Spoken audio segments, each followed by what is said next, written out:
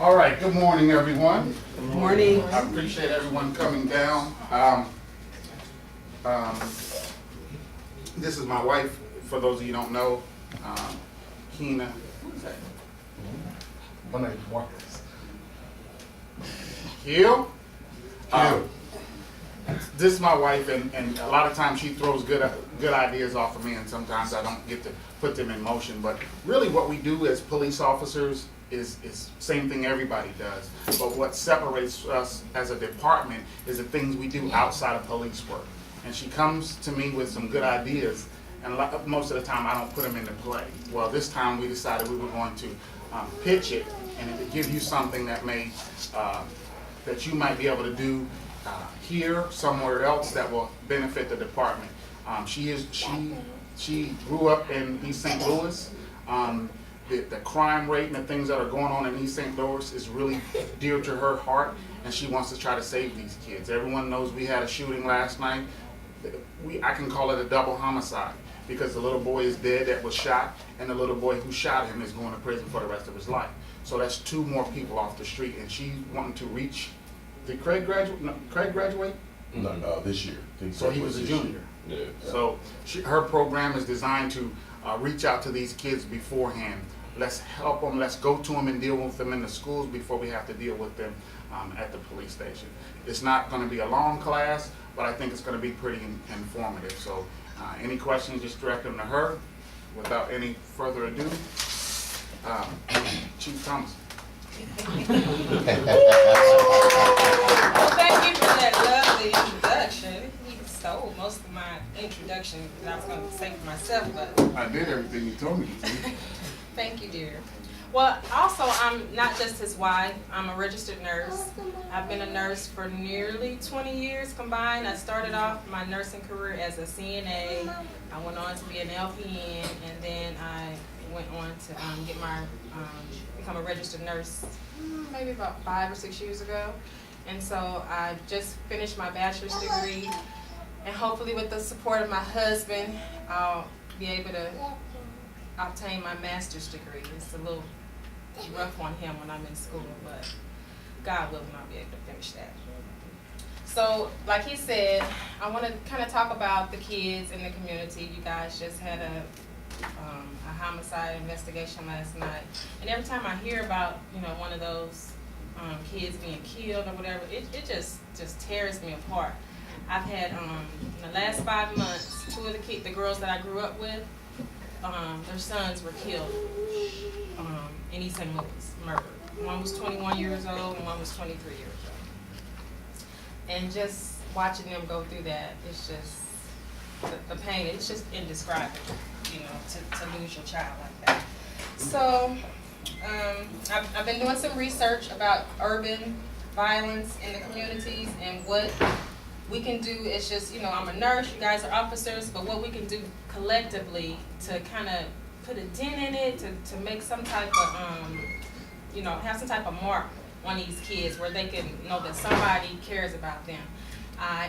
Like I said, he said I grew up in East St. Louis, and the neighborhood I grew up on, the street I grew up on, we were pretty close-knit, but, there were elements on our street where we had one family, and they were, a lot of the people in that family were addicted to crack, and their kids just pretty much raised themselves.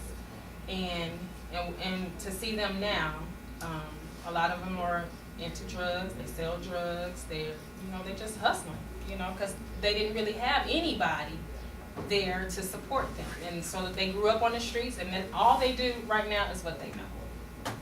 So I'm gonna pass out just some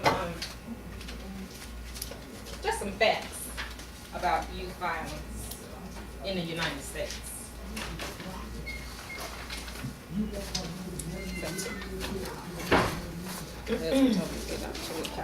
Thank you.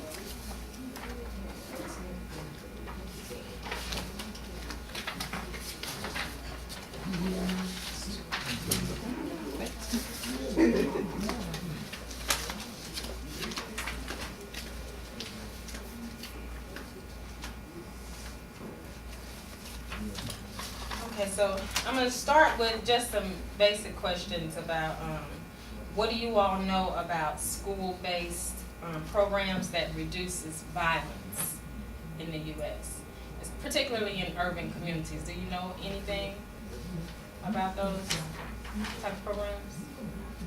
What you know? I know. Actually, with the help of my wife, about 4 years ago, we started a program called the Get Free Project in St. Louis. I'm from St. Louis, which is exactly this. We piloted in Class C Miller Career Academy, which is a school of about 900 kids, and it's character development through mentorship. So we put mentors in ratio to the amount of students that are in the school, and then do a curriculum-based kind of character development program over 24 weeks, which is the actual time in the school. Okay, awesome. That's in St. Louis? Yeah, because that's where I live. Because, you know, when I started looking up all this information, I'm trying to figure out, okay, what are we doing in the Metro East, you know, because I called around to O'Fallon, I called to Fairview Heights, and they have programs like the Explorer program, Police Explorer programs, which, you know, kind of introduces young people, I think it's 14 to 20 maybe, you know, if they want to have a career in law enforcement. And they kind of mentor them and show them some things. But there's nothing like that down here, and you know. You know, we tried to bring it to East St. Louis High School. We actually sat down and met with the principal. You know, we met it was a free program. We met so much opposition that they just wouldn't allow it to come in. And we were funding everything. It was sponsored. So.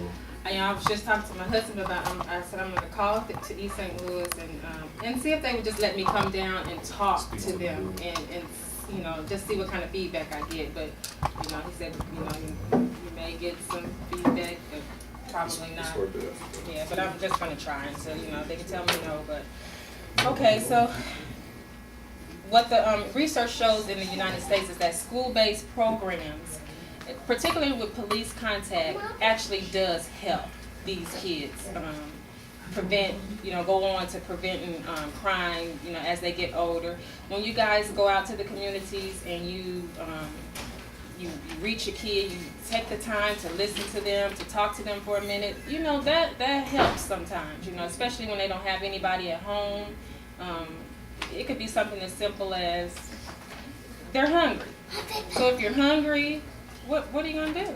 You know, if you don't have any money, if you don't have anybody there, if your mom's on drugs, if there's nobody there, what are you going to do if you're hungry? That's a basic need. So you're going to do what you got to do to get some food. So perhaps if you had somebody that you could call as a resource, you know, that might help stop some of that. You know, that's just my thinking, and that's what, you know, research shows. So is there any suggestions that you all have that could help? So about just the Brooklyn community, or are you speaking? Well, because we're here in Brooklyn, Right. yeah, let's just focus on Brooklyn. Like, is there anything that you all think that you all can do that'll help these kids? That you all, you know, because I understand that in Brooklyn, we don't have a lot of money. We can't finance a lot of things, so we need to be trying to think about things that don't cost a lot of financial capital.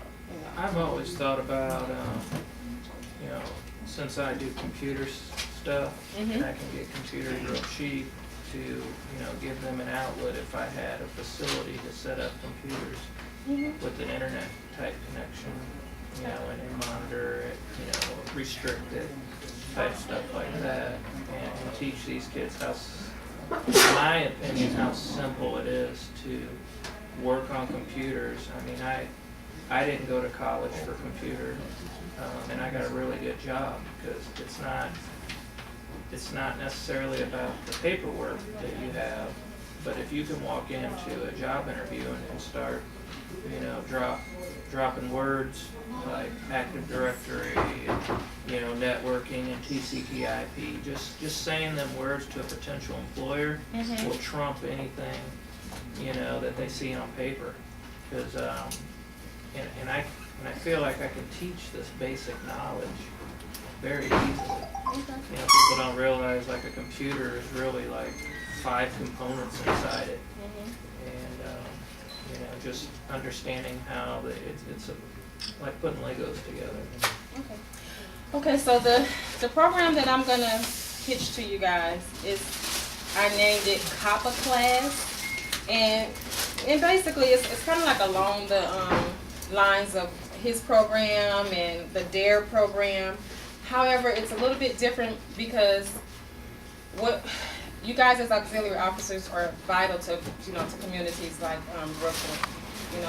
We don't have a lot of money, as stated before. We may not have a lot of officers to do this, but you guys come together and you make a big impression on the department as a whole. So it will require your chief's input and support from the local schools. But you go in, basically, take an officer, you would volunteer your time to one of the classrooms in the school, the local schools. And you would make contact with your particular class, maybe once a week, up to, monthly. And by doing that, you would get in there, you would get to know these kids, by name, develop some type of relationship with them. They know that officers, such and such is going to come this day. And if I have anything that's been bugging me or whatever, I can look forward to somebody coming to listen to me. Bring a box with you to class, like a little drop box. And that would be for anybody that don't want to talk about problems in front of us, the rest of the class. But sometimes, when you get into that age group of teenage years, they don't want to talk to everybody about whatever's going on. So you bring a little box, you write your questions down. They write their questions or concerns down, they drop it in the box. You take it home or back to the office. And it might be something that you need to follow up on urgently, or whatever you can do to help with the chief's input, or your other brothers and sisters in blue. You guys can maybe help. My feeling is that perhaps you can, when you make these visits, bring a little goodie bag with you, something that they'll look forward to. It could, something simple. It doesn't have to be much, but the basic principle and impact of the program is based on your contact with the kids. So you go in that classroom and you reinforce living crime-free lives. You reinforce what you expect from them. Because sometimes when kids don't have an expectation, or they don't feel like people expect anything of them, they don't live up to anything.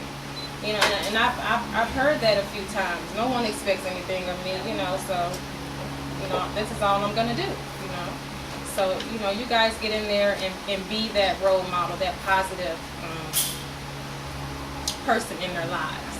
And like I said, research has shown that kids themselves, in one study I was looking at, kids themselves says positive police contact with them would deter them from going on to commit violent crimes.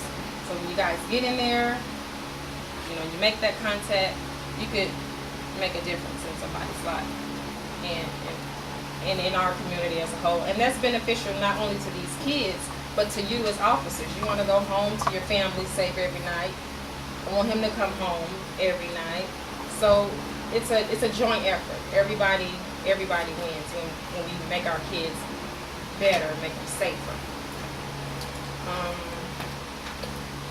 And also, I was talking to him earlier about school is starting up again next month. So perhaps in combination with a program like this, you all can also do like back to school functions.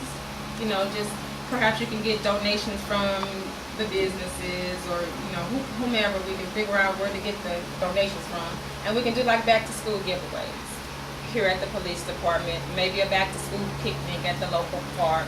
Just something to get the officers out there, in a positive way. You don't want to just always come into contact with these kids as the bad guy. You don't want them to feel like you guys are the bad guys. You want them to look at you like, this is somebody that can help me. And also when you go into that classroom, leave your information, a business card or just your information, so that they can contact you if they ever find themselves out there on the street in your absence, or they find themselves like, I need to get a hold of somebody right now because know, I'm in a bad situation right now. And, you know, and maybe you can't get out to them right away or whatever, but maybe you can make a phone call or to somebody to say, hey, can you, you know, such and such is, you know, he's doing bad right now. Can we get some help to him? So that's something that doesn't cost very much money. It requires a little time on your part, but it doesn't really cost anything financially. So what do you guys think about that? How is the school going to be receptive to this? Well, that's what I'm saying. It's going to require a joint effort on your part in the schools. So I know that, you know, at my kids' school, they have the resource officer or whatever. But those people that's one officer there. They're not in the class. They don't really make contact with each classroom. So if you guys could, in efforts with your chiefs, we can figure out how to get them involved or whatever, but it's definitely going to take a joint effort to see if they would even allow it. But this is just an intervention that I'm suggesting, that I'm putting out there to just say, this is what we need to do. This is something that could be beneficial. Yes, sir. We are meeting with the new superintendent of schools in 2 weeks, and we're going to pitch this to her. That's not Dr. Parks. Dr. Parks retired. Yeah, I read about somebody. Yeah, some lady from Alton took over, and she's already gotten on our calendar, so we're going to pitch I this worry to. about the liability aspects of it, especially when you're dealing with kids. Well, you're not like some of those Explorer programs. You're not taking these kids outside of the school. You're not doing one-on-ones with them. You're in the school. You're in the classroom. So it's a sanitary environment, so to speak. You're there with the kids. It's nothing that you're taking, you know, them away and you're doing anything like that. Well, like you said, giving them a phone number to contact you and everything. All of a sudden, you're getting a phone call, and then you're talking to this person, you know, this child, one-on-one, and then it's he said, she said stuff. The next thing you know, there's a phone call to the mayor and the chief. What did you tell this kid? This kid's doing this, and they're saying you said that. And that's the stuff that because I deal with it on the streets. You know, somebody said, hey, he said this, and no, I didn't say that, because they're trying to get out of trouble. Well, like I said, it's all volunteer-based. So if the school has concerns, what we could do is get permission slips from the parents to participate. You know, it's a participatory kind of thing. It's all volunteer. And if they don't want to participate, if they don't want to call and reach out to you, they don't have to, you know. But this is just something in good faith that we're putting out there. Yes, sir. You will not be the expert. You'll be the link to the expert, because you know who to call. You know what services, like you work with youth already, right? Yes, that's so you'll know. They'll call you with a problem. Well, we shouldn't give them advice, especially if we're not sure, but we know we can get them to her. And there's a bunch of groups out there that we can refer them to, and there's free services that we can get them to, but they don't know how to tap that resource. So that phone call to you is just going to get you thinking and talking, and it'll make it work. I tried to work with my ex-girlfriend works for Chassis, and I tried to get her to come out here and speak with us on how to deal with kids and that kind of stuff. And she said that she couldn't because this area was covered by the Chassis version of East St. Louis. And then I spoke with them, tried to get one of them out there, or to come out and talk to us, and they kind of blew me off.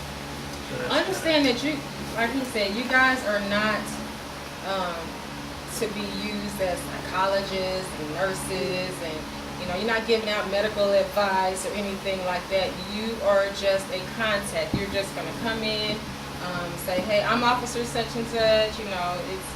I'm bringing your goodie bags in.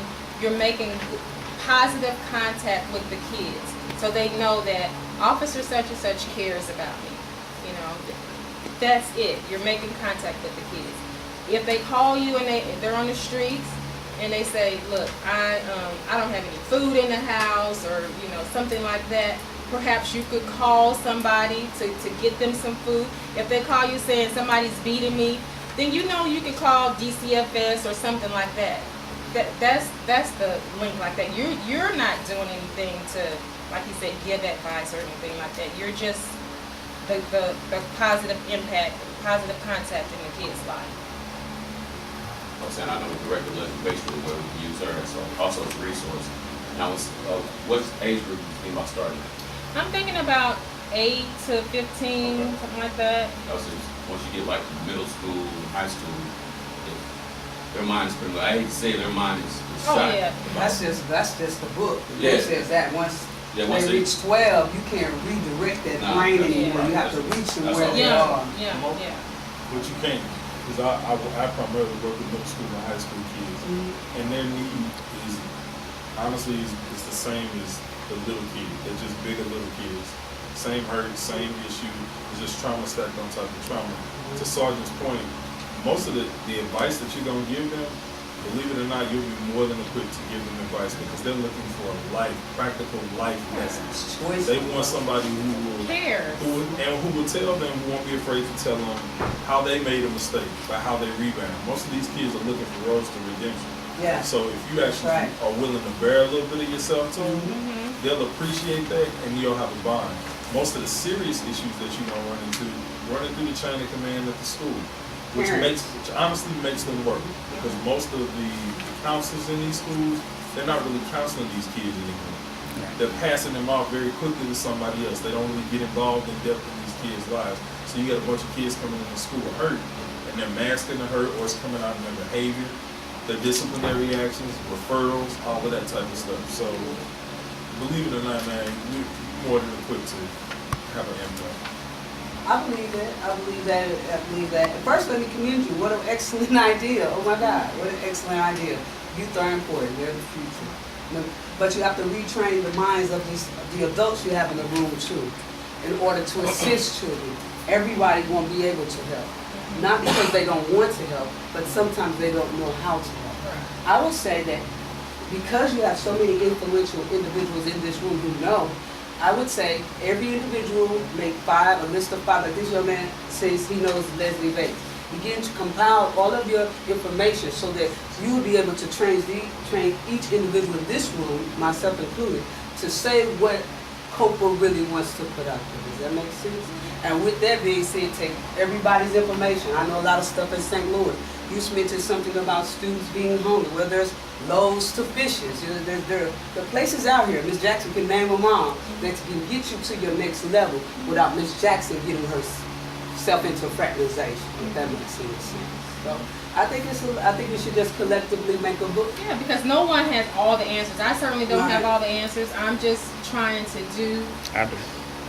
Well, the chief has all the answers. I don't have all the answers. I mean, I got so frustrated last summer that I was about to go door to door in East St. Louis, just knocking on doors. And he's like, "You're not gonna do that." I was just like, I can't take it anymore. It's too much. We have 2 sons, and I pray every night that they are safe, that they come home safely. Just to share a story with you, and we live in O'Fallon. And there's not a lot of crime up there, violent crime up there. However, our son was in his last year of high school, and there was a big old East Side and O'Fallon football game. And so the kids were hanging out at McDonald's, and some stuff got happening, and the guy pulled out a gun on my son, right up there in O'Fallon. And he came home, and he was so upset, and he wasn't gonna tell me, and I was like, what's wrong? Oh, this guy just pulled out a gun, and and just that instant, my child could have been gone for something, he didn't know this guy, but, thank God it worked out. But we got to teach them that it's other avenues. You don't have to live like this. You don't have to be like this. So. And this will create resources too, like Rankin Technical College. Mm-hmm. We can get a meeting with Stan Shown, who's the president. Things like these national Lego competitions. Yeah. He will literally fund any team, any school, anywhere in the Metro East or St. Louis area. He will fund their competitions. He'll fund all of their clothing just to get them involved in technology and robotics competitions. So And for him, it works because it's a dual marketing ploy. He's looking to increase his attendance and his enrollment by starting with kids and getting them interested in it right now. So by the time they're graduating high school, they're coming to ranking. Because ranking's reinventing themselves. You can get 4-year degrees there now. So reaching, kind of thinking outside the box and sticking with your line of thinking. There's a lot of people out there who will help these kids because it benefits them as well. But if we have to show that we care, you know, why are they gonna come down and help us? We're here. You guys are here on the streets, and this affects you all directly. You're out there putting your lives at risk every day. It would make your jobs and your lives much more safer if we could get to these kids. You know, we as parents, we as, you know, the adults in the community have to do something. We have to show that, hey, I care about these kids. If I don't care about my own community, why would the gentleman from the college, why should he care if we don't even care to put forth an effort? We can't just always ask people to help us and if we're not going to help ourselves. So, you know, it has to start with us. Thank you all for your time. I'll tell you about looking at the camera. I'm looking at you. Any other questions? We good? I have something to say. As far as the back to school program, that's an awesome idea. I want to submit a $500 donation for this year so we can get the ball rolling to the back to school on behalf of Brooklyn, so we can get that ball rolling. So I think we should start. We should start now. There's no point of waiting. Let's start now. Let's get our minds together so we can start now. Let's spread from this village so we can spread it especially through the city of East St. Louis. Okay. So, That works, and the chief will donate $500 to match that.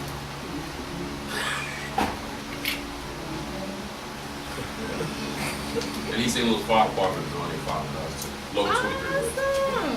So we Please state your name and what department you're from, sir. Okay. You're on camera. Great, because I threw that out there, and I'm like, wait, school starts next month. We got to get this done. Started now, planning. I'm going to be our planner. Okay. You good with the camera?